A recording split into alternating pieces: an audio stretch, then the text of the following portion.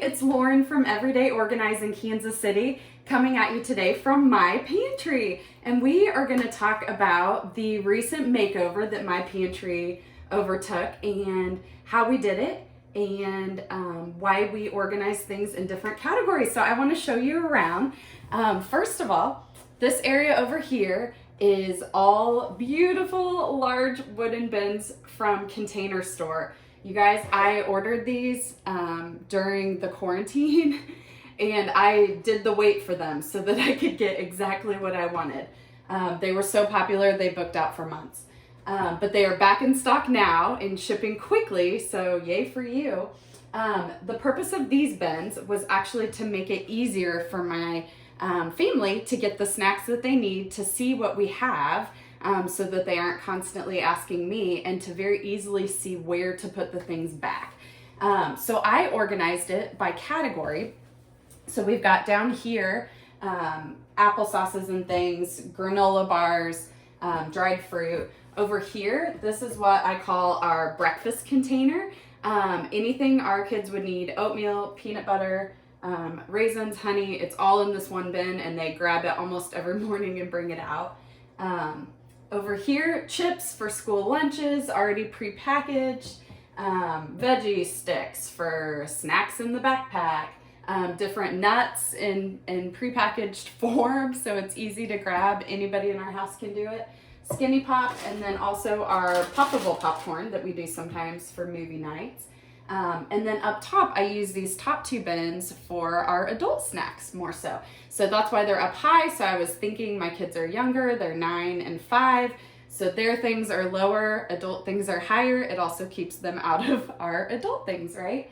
And then I found that after I added these bins, I had extra space in the middle. And so I decided to get some of these awesome clear containers. I actually just got the ones at Walmart. They're the Better Homes and Gardens brand, and I will link all of these products in the notes in case you want to shop them.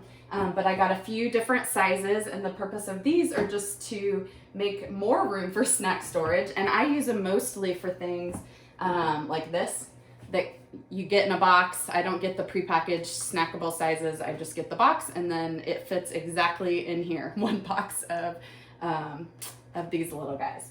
So, and then I do the same with graham crackers down there, like the mini rice cakes my kids like. And then we keep fruit snacks up high so that they are not accessed quite as easily by my kids. And then right now, I just store all of our extra Costco coffee pods. I just leave them in that box. I don't know, I kind of like the box. But you could get a bin and put them in there as well. And then we have a coffee drawer out here by our coffee maker where we put the coffee pods in there as we're ready for them. And then this is just our back stock, which is a fancy word for the extras that you have.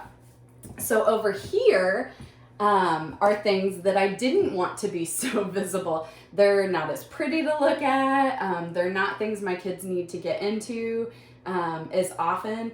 And I just wanted to be able to contain them and hide them. And so I love these Drona bins. I have a very deep pantry now.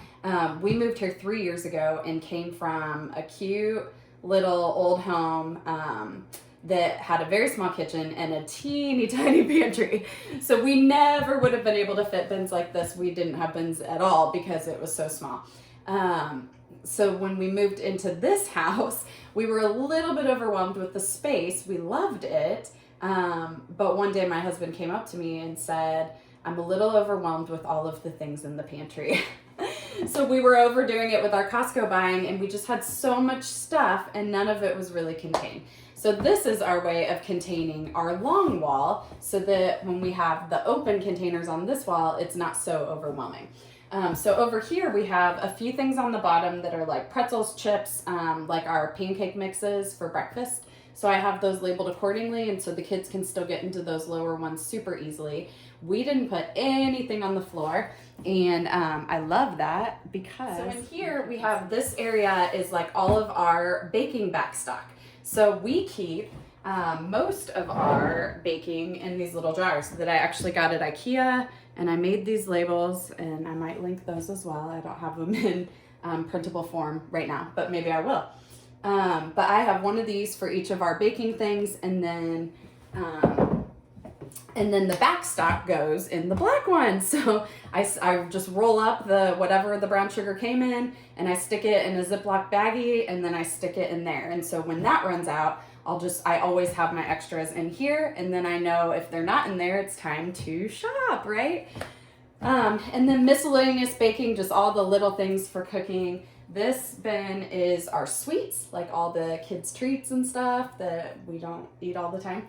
Up here is like extra cooking things. So I have cooking supplies, which are like anything from vinegars to packets of things and that type of thing.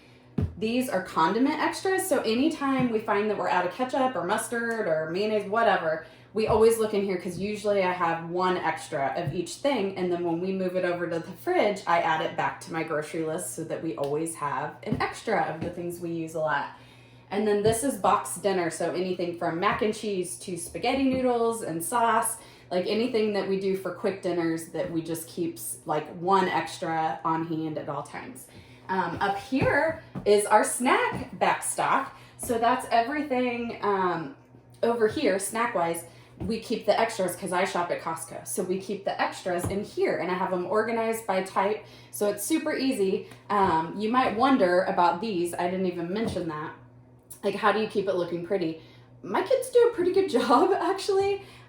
They can see where things go, so they just put it back. Most of the time they're taking something and eating it, and then it just starts to look a little more empty by the end of the week. So about every weekend, I go back in the end of the weekend and I just get in these snack extra bins and pull out the things that we have, put them in there, and then when I see we've run out of things, I add it to the grocery list for the week. So pretty smooth in that way.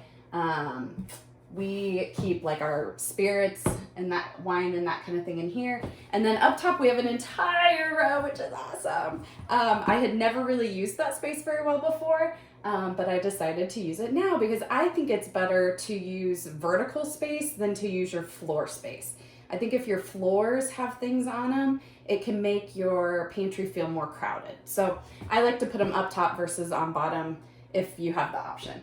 So up here I have one bin full of just like all of our picnic plastic cups when people come over, one that's all of the napkins and the cutlery organized so it's super easy to grab, one that has all of our paper, all the different sizes of paper plates and the extra birthday plates that you have left over from your kid's party, all that goes in here.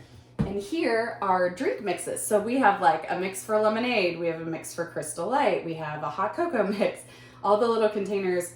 Mine all go in here. And then we also have like some whey protein, shake mixes, and that kind of thing. So we keep those up here.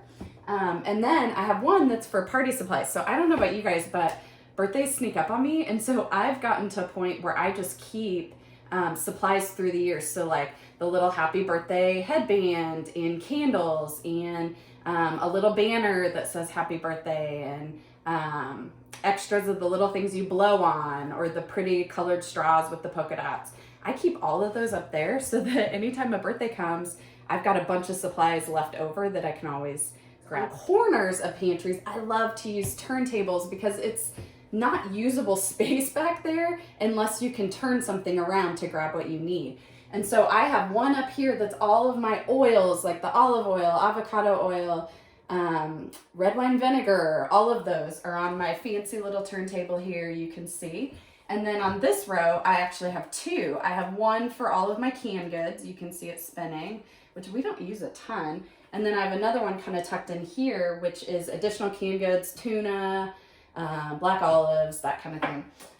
Down here, as I said, is all of my glass baking things from IKEA.